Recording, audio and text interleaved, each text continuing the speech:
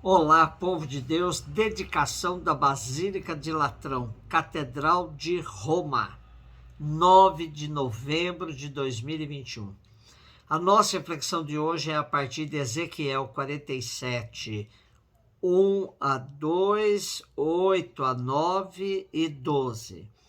Ou primeira carta de Coríntios 3, 9c a 11, 16 a 17. E João 2, 13 e 22. Naqueles dias o homem fez-me voltar até a entrada do templo, e eis que saía água da sua parte subterrânea na direção leste, porque o templo estava voltado para o oriente. A água corria do lado direito do templo, a sul do altar. Ele fez-me sair pela porta de dá para o norte, e fez-me dar uma volta por fora até a porta que dá para o leste, onde eu vi a água jorrando do lado direito. Então ele me disse: estas águas correm para a região oriental, descem para o vale do Jordão, desembocam nas águas salgadas do mar, e elas se tornarão saudáveis.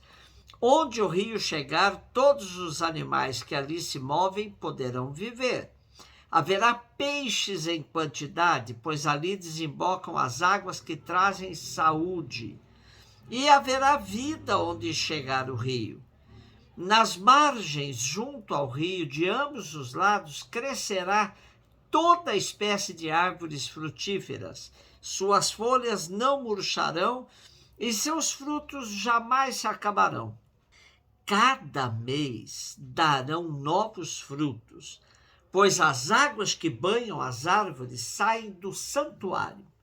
Seus frutos servirão de alimento e suas folhas serão remédio.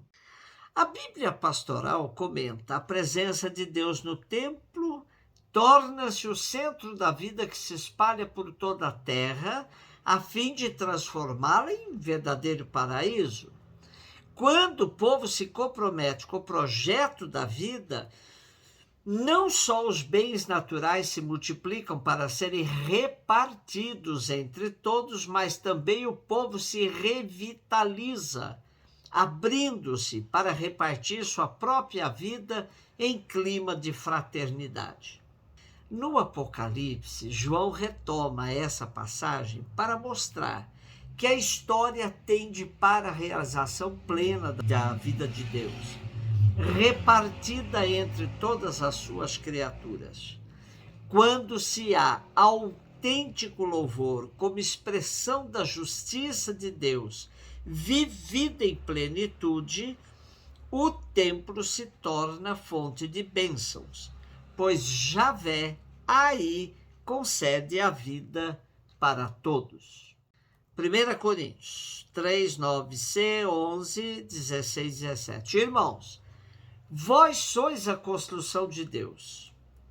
Segundo a graça que Deus me deu, eu coloquei como experiente mestre de obra o alicerce sobre o qual outro se põe a construir. Mas cada qual veja bem como está construindo. De fato, ninguém pode colocar outro alicerce diferente do que está aí já colocado, Jesus Cristo. Acaso não sabeis que sois santuário de Deus e que o Espírito de Deus mora em vós? Se alguém destruir o santuário de Deus, Deus o destruirá, pois o santuário de Deus é santo, e vós sois esse santuário. Essa leitura é alternativa à de Ezequiel. E aí temos o apóstolo Paulo passando outra visão do templo, interiorizando na pessoa humana. Jesus Cristo se tornou o verdadeiro alicerce do santuário de Deus, onde habita o Espírito Santo. E Paulo fala assim, referindo-se ao corpo humano. Aqui está a base para a defesa dos direitos humanos, pois esse santuário deve ser respeitado e defendido de todas as formas. Quem atenta contra o corpo de outrem, atenta contra o próprio Deus. Imaginar que vivemos numa sociedade onde nos deparamos com várias formas de atentados contra o corpo, sobretudo por meio do trabalho escravo, dos estupros e de todo tipo de violência. Ainda não tiramos consequências sérias desse texto de Paulo para as nossas vidas. De nada adianta adornar os templos de pedras se violamos os direitos dos templos de carne. João 2, 13, 22. Estava próxima a Páscoa dos judeus e Jesus subiu a Jerusalém. No templo encontrou os vendedores de bois, ovelhas e pombas e os cambistas que estavam aí sentados. Fez então um chicote de cordas e expulsou todos do templo, junto com as ovelhas e os bois. Espalhou as moedas, derrubou as mesas dos cambistas e disse aos que vendiam pombas: tirai isso daqui, não façais da casa de meu pai uma casa de comércio. Seus discípulos lembraram-se mais tarde que a Escritura diz: o zelo por tua casa me consumirá. Então os judeus perguntaram a Jesus: que sinal nos mostras para agir assim? E ele respondeu: destruí este templo e em 3 dias o levantarei. Os judeus disseram: 46 anos foram precisos para a construção deste santuário, e tu o levantarás em 3 dias? Mas Jesus estava falando do templo do seu corpo. E quando Jesus ressuscitou, os discípulos lembraram-se do que ele tinha dito e acreditaram na Escritura e na palavra dele. Para os judeus, o templo era o lugar privilegiado de encontro com Deus. Aí se colocavam as ofertas e sacrifícios levados pelos judeus do mundo inteiro e formavam um verdadeiro tesouro administrado pelas autoridades religiosas. A casa de oração se tornara lugar de comércio e poder disfarçados em culto piedoso.